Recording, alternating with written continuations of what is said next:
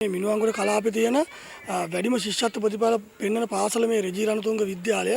ඉතින් මේ පාසලේ පහුගිය කාලේ සිදුවෙච්ච යම් ගැටලු වංචා හේතුවෙන් මේකේ විදුහල්පති පුරප්පාඩුවක් ඇති වුණා. ඒ තයින් සිට අවුරුද්දක් වැඩි දීර්ඝ කාලයක් මේ වැඩ බලන විදුහල්පතිතුමිය මේ පාසල නිසියාකාරයෙන් සිදු කරගෙන මේ පාසලේ තියෙන ඒ සියලුම ගැටලු निराකරණය කරගෙන මේ පාසල ඉදිරියට පවත්වාගෙන ආවා. දෙමව්පියෝ විදියට අපි ඒකට ලොකු මේ සෑහීමකටපත් වෙනවා ඇයගේ ඒ කාර්යය ගැන.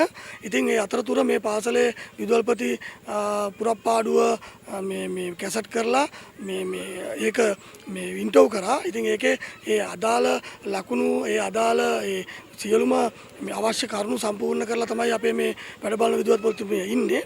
ඉතින් එහෙම තිබියදී ඇයගේ මේ අවුරුද්දක් කාලය තුලදී ඒ කරපු සේවාව පිළිබඳ අගය කරලා මේ පාසල ඇයට නොදී වෙනත් මේ කෙනෙකුට මේ පාසල දෙන්න හදනවා. ඒකට එකම හේතුව මේ දූෂිත පරිපාලන අංශේ තියෙන දූෂිත පරිපාලනය වසන් කර ගැනීමේ ඌමනාවට තමයි මෙතනට වෙන කෙනෙක් දාගන්න දන්නේ.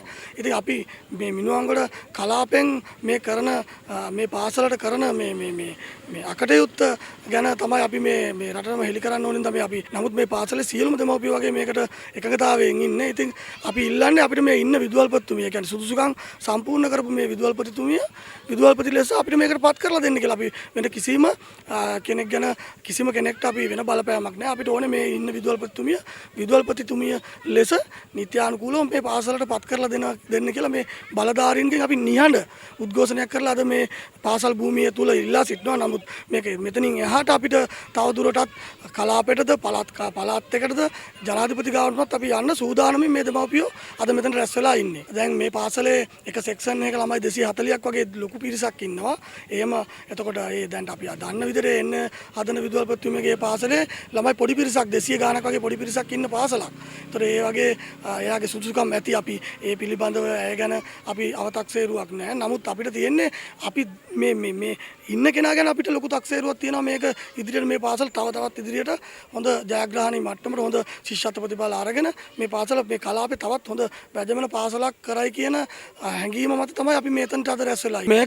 අපි මේක ඉන්ටර්වයුව කරනවා පළාත් කාර්යාලයෙන්. නමුත් මේකට කලාප මිනුවන්ගොඩ කලාපෙන් ලොකු බලපෑමක් වෙලා තියෙනවා කියලා අපිට මේ යම් ආරංචි තියෙනවා. ඉතින් නමුත් අපි මේ පාසල ගැන දියුණුව ගැන හිතලා මේ කලාපෙන් මේ විදුහල්පතිතුමිය පත් කරලා දෙන්න තමයි අපි ඉල්ලා සිටින්නේ. දැනට අර්බුදයක් නැතුව මෙහෙම තියෙද්දි නව විදුහල්පතිතුමියක් දාලා මේක මම හිතන්නේ මේ කඩාකප්පල් කරලා මේ තියෙන ඒ කියන්නේ දූෂිත වංචා සියලුම දේවල් වසන් කර ගැනීමේ ඌමනාව ඇති කියලා තමයි අපි විශ්වාස කරන්නේ.